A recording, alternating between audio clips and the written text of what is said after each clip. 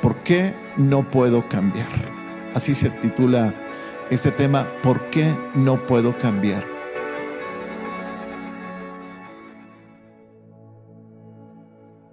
¿Cómo están? Qué gusto estar otra vez en contacto a través de este medio. Pues quiero comenzar dándole gracias a Dios con una oración.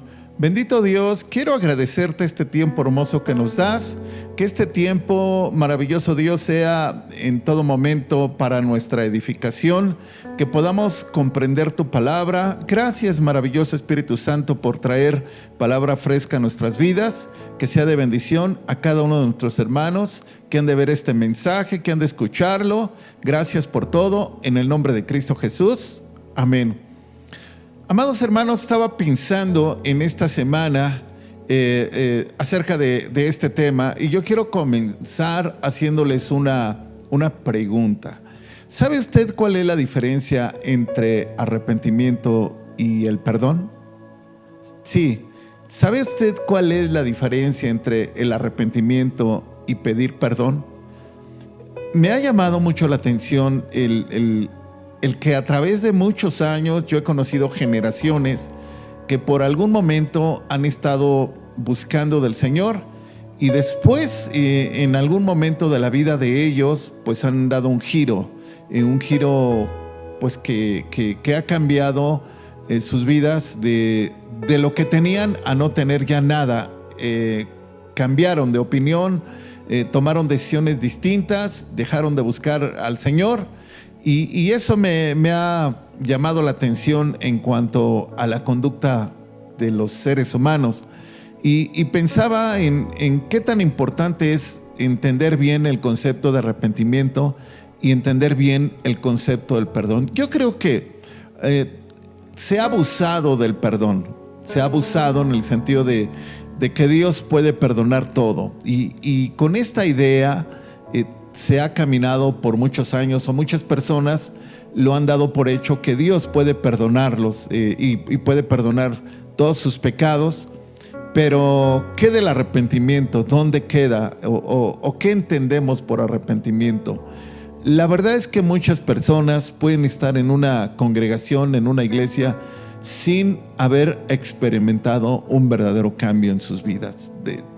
Tal vez han tenido cierto conocimiento de la palabra de Dios, pero no han experimentado un verdadero cambio en sus vidas. El tema de ahora se titula ¿por qué no puedo cambiar?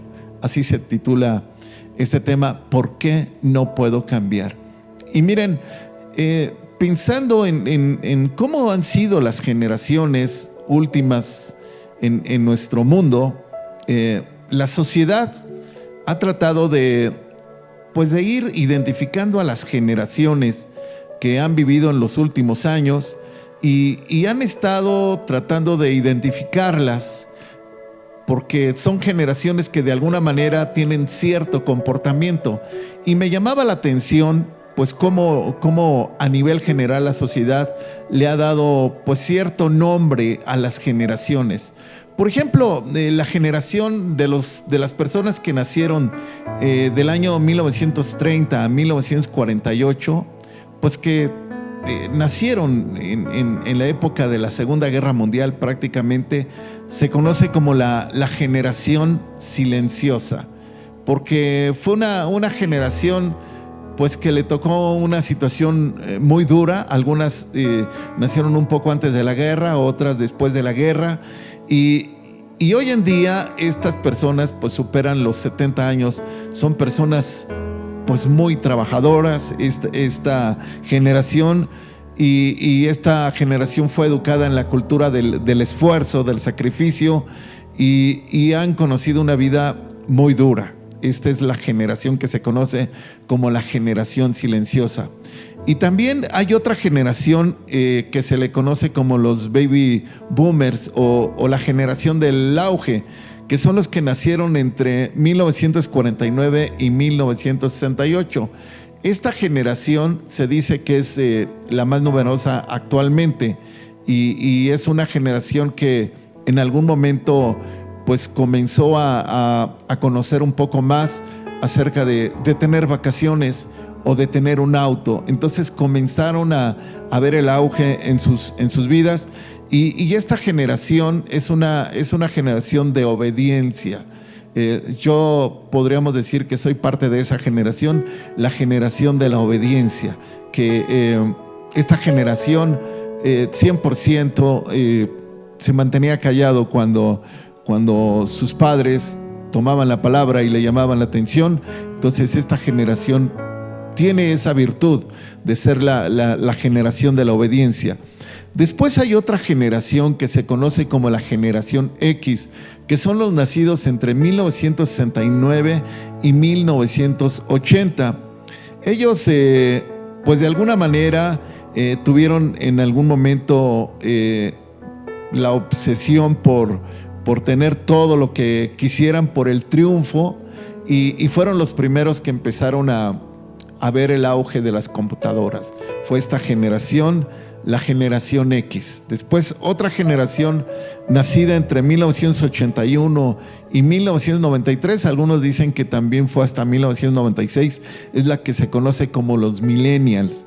Y bueno, esta generación es la más conocida, la más criticada, fue a la que inclusive se le conoció como los ninis.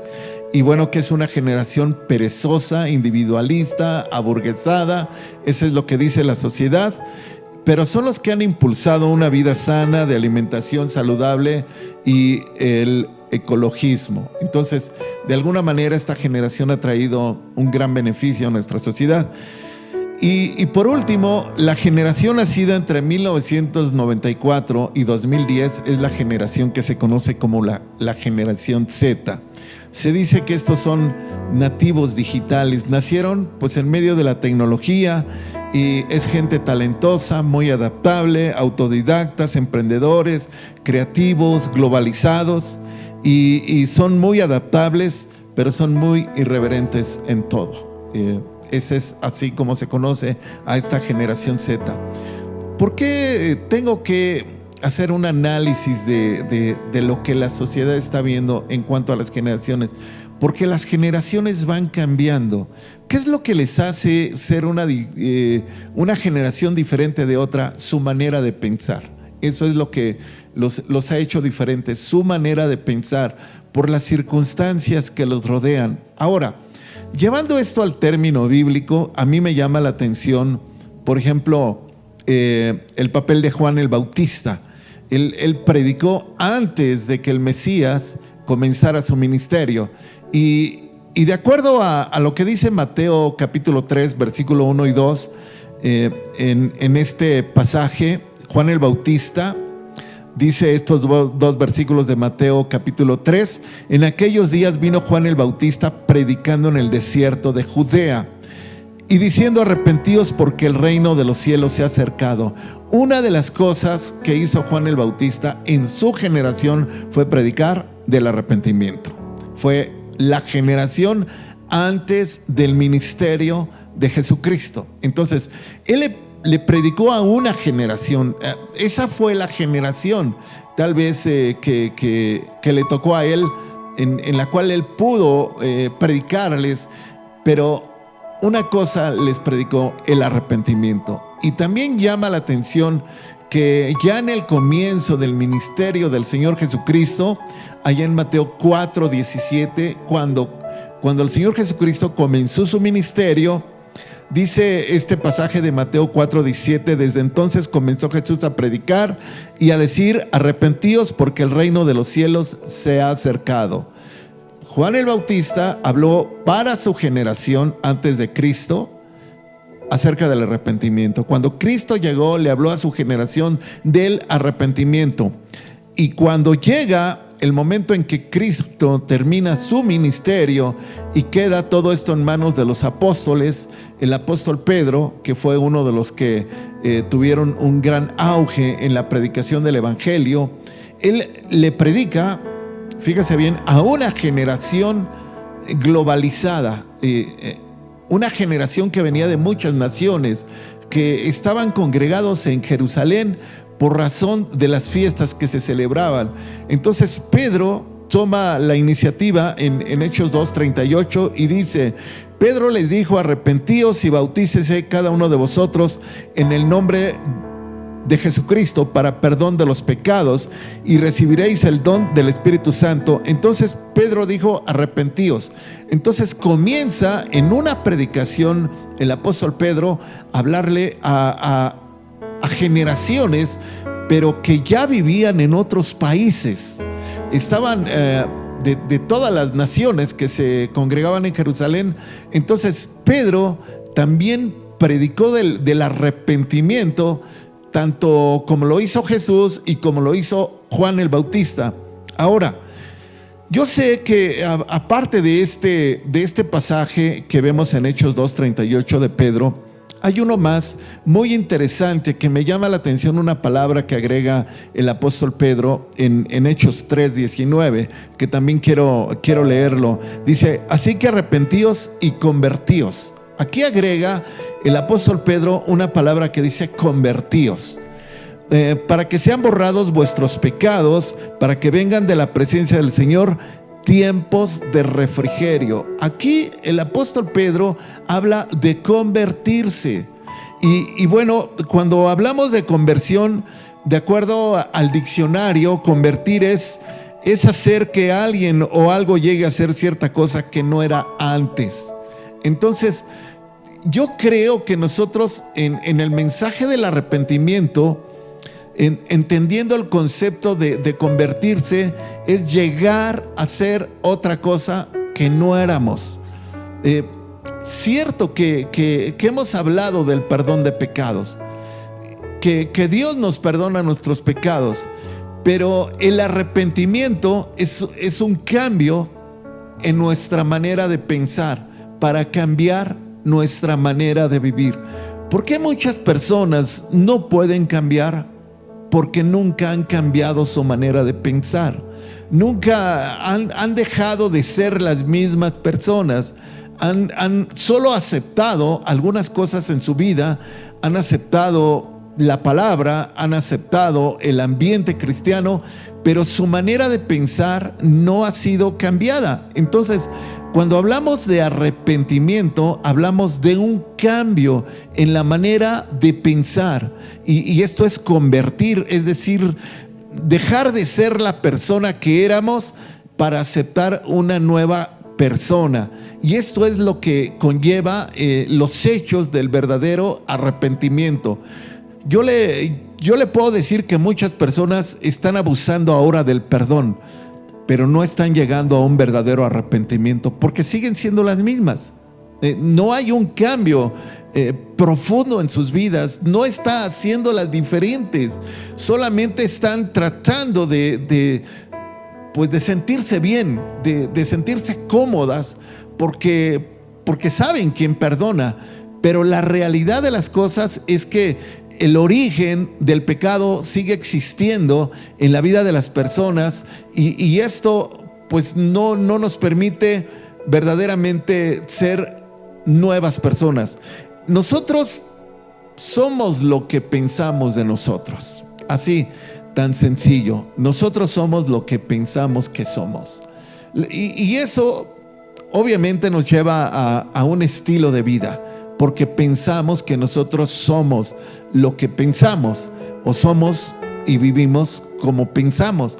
Y eso nos crea un estilo de vida, una forma de comportamiento, una forma de comunicarnos, un lenguaje, un estilo en el que creemos que eso es lo que somos, y nosotros nos hemos enmarcado en un estilo de vida, pero no hemos entrado en el estilo de vida del reino de Dios.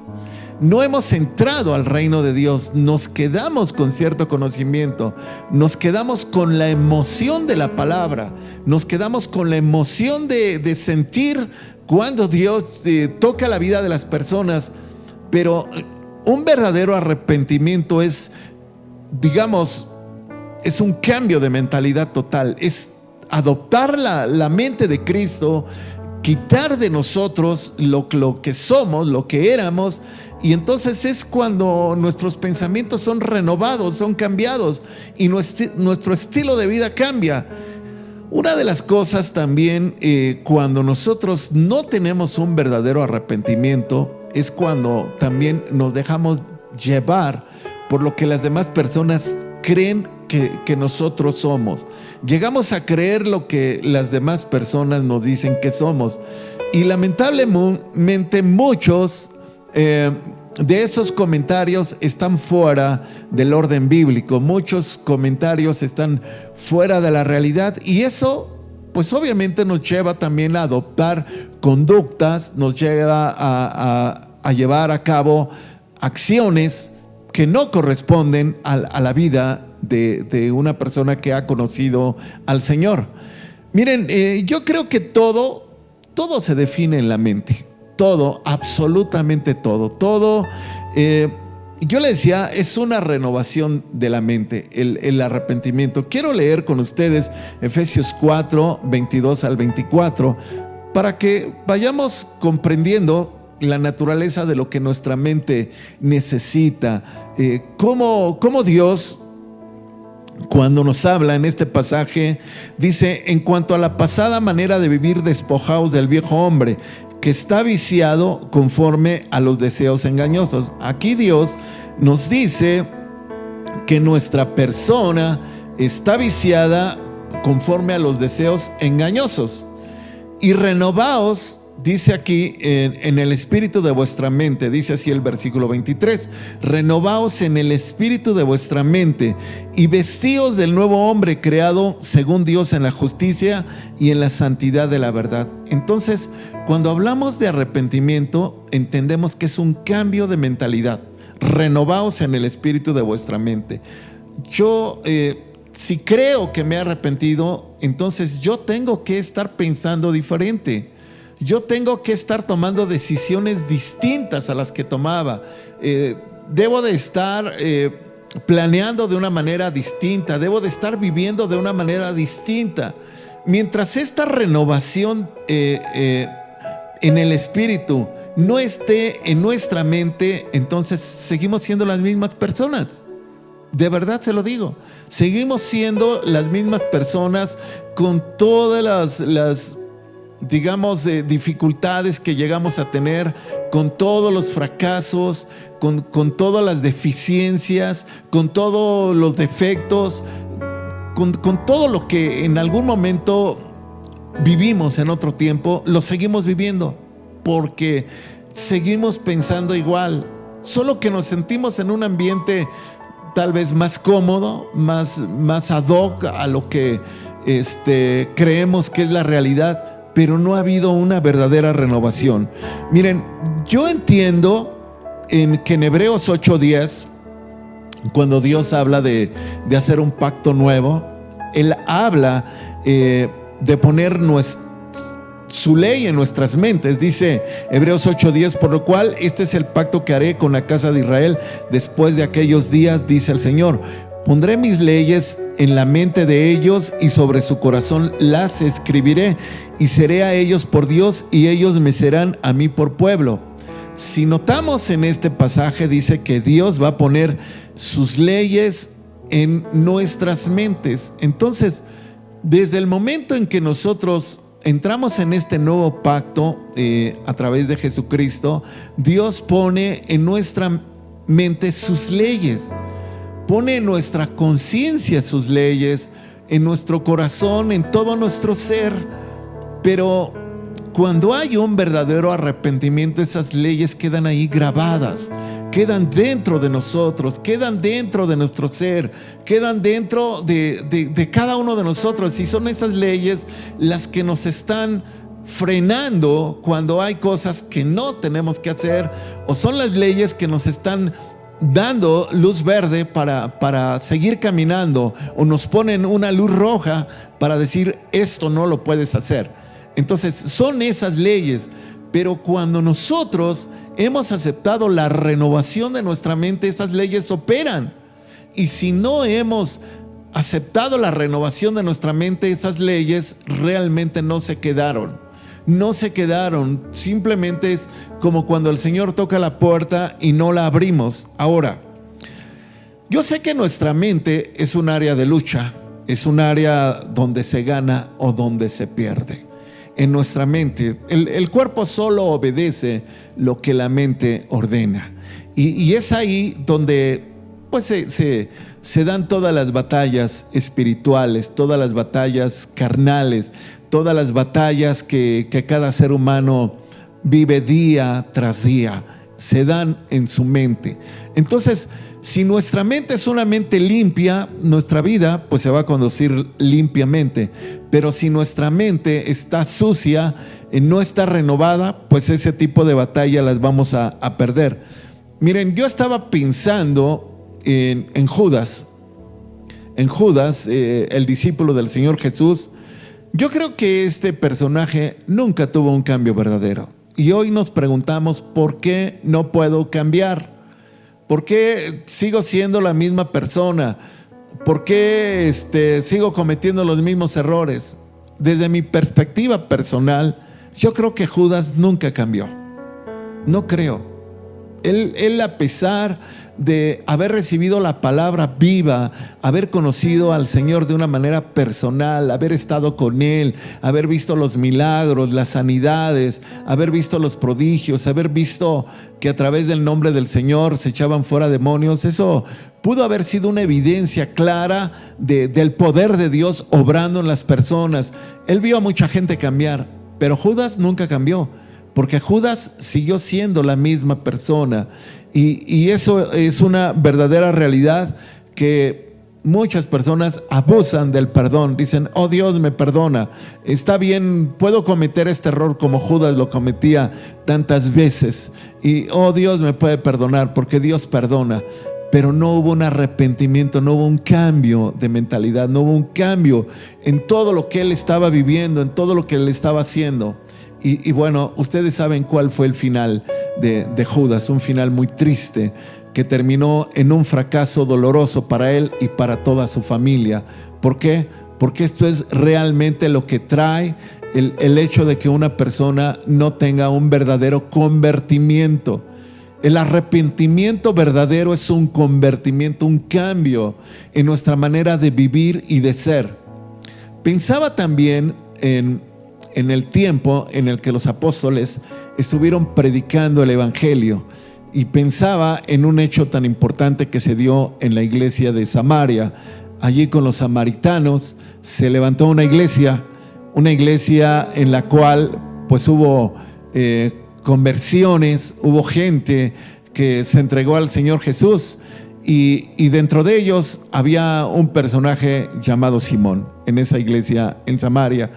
Y este hombre pues había sido bautizado, y los apóstoles habían dado las instrucciones de que pues en ese lugar no solamente los que habían ido a predicar la palabra fuera también uno de los apóstoles que llegó con este hombre. Y bueno, este hombre en Samaria estaba viendo cómo cuando se imponían las manos, la gente recibía el Espíritu Santo. Era una persona bautizada. Yo me ponía a pensar cuando leía este pasaje que cuando nosotros celebramos la cena del Señor, siempre hacemos hincapié en que las personas bautizadas sean las únicas que tomen la cena del Señor, porque queremos cerciorarnos, asegurarnos que las personas que son bautizadas están en una condición espiritual de entender lo que es la palabra de Dios y la ordenanza del Señor respecto del recordatorio de la muerte del Señor Jesús. Y entonces asumimos que una persona bautizada pues es una persona pues que entiende perfectamente pues la condición en la que podemos acercarnos al Señor. Pues este hombre Simón de este pasaje que yo les menciono, el capítulo 8 del libro de los Hechos, era una persona bautizada. Pero cuando él vio que al imponer las manos, cuando oraban los apóstoles, oraban aquellos hombres de Dios, aquellas mujeres de Dios oraban, y todos aquellos que habían ido a aquel lugar para bendecir a la gente, recibían el Espíritu Santo. La iniciativa de él fue ofrecer dinero. Esa fue la iniciativa. Él ofreció dinero para que a él los apóstoles le dieran ese poder, y que él a cualquiera que le impusiera las manos recibiera el Espíritu Santo. Pero quiero, por favor, que usted lea este pasaje, capítulo 8 del libro de los Hechos, versículos del 18 al 23. Dice: cuando vio Simón que por la imposición de las manos de los apóstoles se daba el Espíritu Santo, les ofreció dinero, diciendo: dadme también a mí este poder, para que cualquiera a quien yo impusiere las manos reciba el Espíritu Santo. Entonces Pedro le dijo: tu dinero perezca contigo, porque has pensado que el don de Dios se obtiene con dinero. Quiero detenerme un poco aquí, amados hermanos. Yo creo que en su vida Simón lo arreglaba todo con dinero. Yo creo que él era una persona que cuando llegó a los pies del Señor, creyó. Nunca hubo un verdadero cambio. Siempre seguía pensando que con el dinero él podía arreglar todo. Por eso él ofreció dinero. Y en el versículo 21 Pedro le dice: no tienes tu parte ni suerte en este asunto, porque tu corazón no es recto delante de Dios. Arrepiéntete. ¿Qué le dijo? Arrepiéntete. O sea, cambia. Deja de ser quien eres. Tienes que pensar de una manera diferente. Eso es lo que el apóstol Pedro le estaba diciendo. Arrepiéntete pues de esta tu maldad y ruega a Dios si quizás te sea perdonado el pensamiento de tu corazón. Yo le decía hace un momento que arrepentimiento es un cambio en nuestra manera de pensar. Por eso el apóstol Pedro le dice: quizás el pensamiento de tu corazón sea perdonado. Está hablando, note bien ese versículo 22, arrepiéntete pues de esta tu maldad y ruega a Dios y si quizás te sea perdonado el pensamiento de tu corazón. Entonces, cuando nosotros no estamos completamente arrepentidos, seguimos teniendo pensamientos malignos, que creemos que por las circunstancias del lugar donde estamos, por las características de nuestro físico, por el dinero que tenemos, podemos conseguir lo que quieramos. Y nos estamos equivocando. Nos estamos equivocando porque creemos que la obra de Dios pues funciona así, y no es así. Y este hombre estaba en la iglesia, porque es la iglesia de Samaria. Y dice el versículo 23: porque en hiel de amargura y en prisión de maldad veo que estás. ¿Cómo una persona en una iglesia puede estar en prisión de maldad? Esta es una pregunta que tendríamos que hacernos. ¿Cómo en una iglesia? Ahora, ¿cuántas personas en las iglesias están en prisión de maldad? ¿Cuántas? ¿Cuántas verdaderamente son personas genuinas que se han arrepentido totalmente, que ya no piensan igual, que le han entregado su vida a Dios y que ahora tienen la mente de Cristo? Y que pueden decir, como el apóstol Pablo decía: con Cristo estoy juntamente crucificado, ya no vivo yo, mas vive Cristo en mí. ¿Cuántas verdaderamente personas en la iglesia hay con estas características, con esta nobleza de haberle entregado toda su vida al Señor y haber quitado de su vida todas aquellas cosas que consideraban que eran una fuente para obtener lo que ellos querían? Este hombre estaba en la iglesia. Simón estaba en la iglesia, y ese tipo de pensamiento los tenía. Por eso Pablo más adelante, después de estas palabras que dice Pedro, porque Pedro le dijo a Simón: arrepiéntete, Pablo enseña tanto de esto en sus libros, en sus cartas, sobre la importancia del arrepentimiento. No solamente se quedó en lo que Pedro le dijo a Simón, sino Pablo retoma estas enseñanzas y siguen recalcando en cada momento que esto es necesario en la vida de una persona. Yo me he encontrado a mucha gente que dice: pastor, no puedo dejar el vicio. Pastor, no puedo dejar de ser la persona que soy. No puedo dejar de ser lo que yo he sido. Ya quiero ser una persona diferente. Pero Dios no va a llegar y obligar a una persona a ser diferente. Eso no lo va a hacer Dios. Eso va a ser una decisión nuestra en conjunto con la voluntad de Dios, y es ahí donde Dios va a entrar en su ayuda, en nuestra ayuda, para que nosotros salgamos de la etapa, del estilo de vida que nosotros hemos venido viviendo. Ahora, es cierto que el perdón borra nuestros pecados, pero no quita el origen del pecado. El origen del pecado. Ahora, recordemos lo que dice Santiago en el capítulo 1, versículos del 13 al 16, cuando él habla de la tentación y habla de la concupiscencia. Mire, quiero leerle estos versículos. Dice: cuando alguno es tentado, no diga que es tentado de parte de Dios, porque Dios no puede ser tentado por el mal, ni él tienta a nadie, sino que cada uno es tentado cuando de su propia concupiscencia es atraído y seducido. Cuando una persona no está completamente arrepentido, su concupiscencia en su mente está trabajando sobre alguna tentación, sobre algo que le llama la atención, sobre algo que puede llevar a cabo, y eso lo está trabajando en su mente. Entonces, esto la Biblia le llama concupiscencia. Cuando la concupiscencia de una mente no entregada, no renovada, no arrepentida, entonces cada uno es tentado, dice el versículo 14, cuando de su propia concupiscencia es atraído y seducido. La concupiscencia son los pensamientos de maldad que se desarrollan en una persona pensando: ¿cómo le hago para hacer esto que no es bueno? Entonces, dice el versículo 15, la concupiscencia, después que ha concebido, es decir, lo planea, lo piensa, lo digiere, tiene tiempo y está trabajando con ello, cómo cometer esa falta, cómo llevar a cabo ese hecho. Porque yo creo que Simón en algún momento también pensó: ¿cómo le hago para obtener el Espíritu Santo? ¿Cómo le hago? ¿Cómo le hago? Y yo creo que él pensó hasta que él tuvo su ofrecimiento de dinero.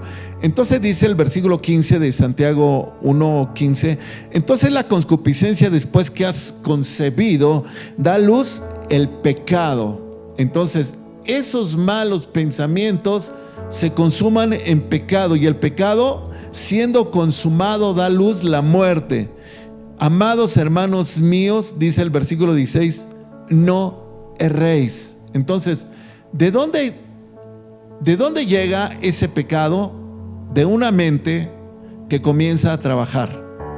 Ese pecado consumado da a luz la muerte. Esta es muerte espiritual. Entonces, ¿de dónde empieza todo? Desde la mente.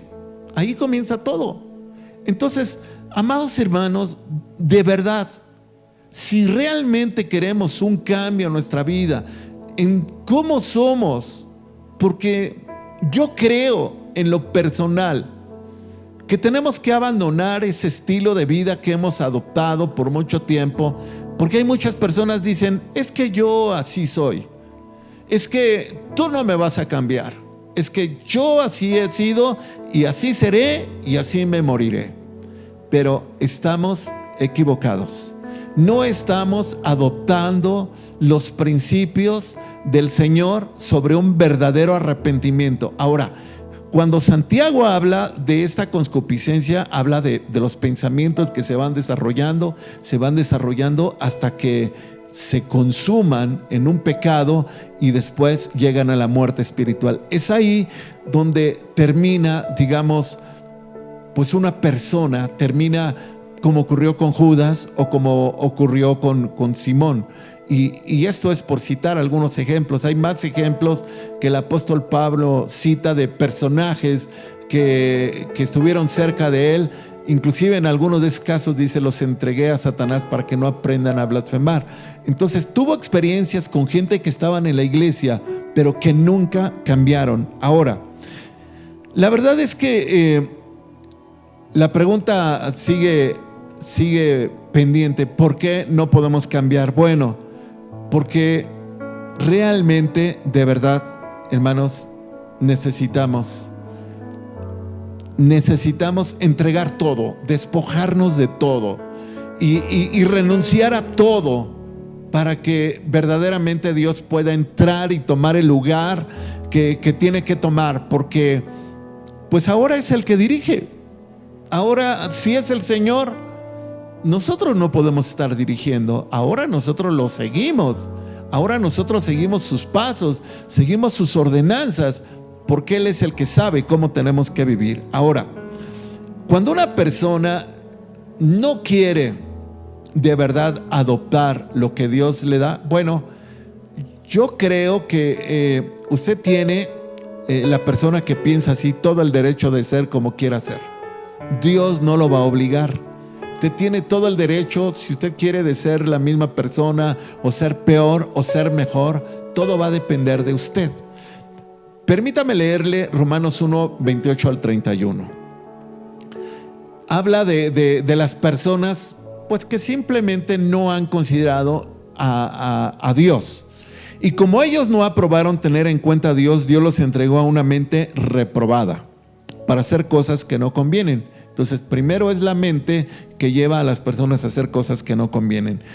Estando atestados de toda injusticia, fornicación, perversidad, avaricia, maldad, llenos de envidia, homicidios, contiendas, engaños y malignidades, murmuradores, detractores, aborrecedores de Dios, injuriosos, soberbios, altivos, inventores de males, desobedientes a los padres, necios, desleales, sin afecto natural, implacables, sin misericordia.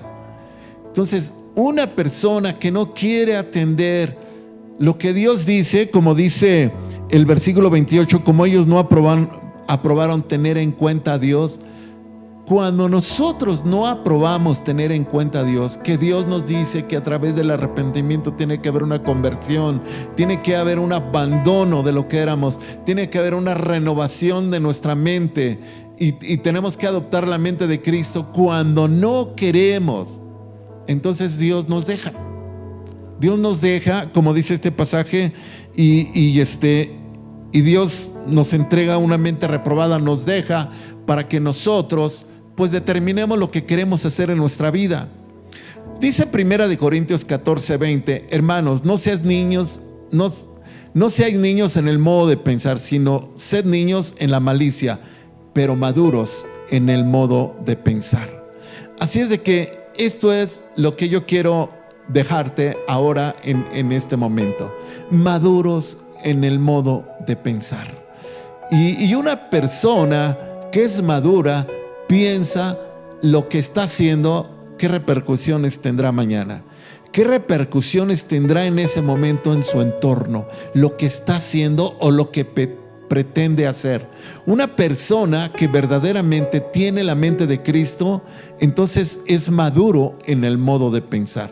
Repito este pasaje, 1 Corintios 14, 20, hermanos, no sean niños en el modo de pensar, sino sed niños en la malicia, pero maduros en el modo de pensar. Quiero pedirte, amado hermano, que verdaderamente pienses si verdaderamente eres una nueva persona, si has cambiado. Si no, necesitas verdaderamente un arrepentimiento, un cambio en tu mente, un cambio totalmente en la dirección que llevas, en tu manera de ser por completo. Dios quiere ayudarte. Dios está dispuesto a ayudarte si tú lo quieres.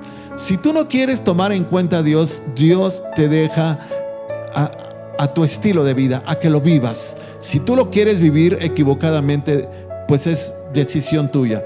Pero Dios te invita a que seas maduro en tu modo de pensar. Que antes de pensar alguna cosa, te preguntes si está bien delante de Dios lo que vas a hacer. Si está bien, si le agradaría a Dios lo que vas a hacer, o si te estás equivocando. Y créeme que el Espíritu de Dios te va a enseñar y te va a redarguir sobre la decisión que tienes que tomar. Gracias, amado hermano, por tu vida. Yo espero que seas una nueva persona, verdaderamente que vivas un cambio en el Señor, y lo mejor viene para ti a través de las bendiciones de Dios.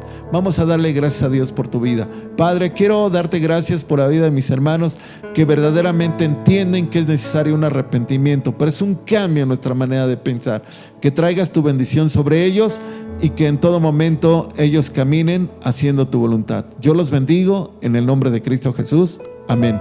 Gracias y Dios les bendiga. Amén.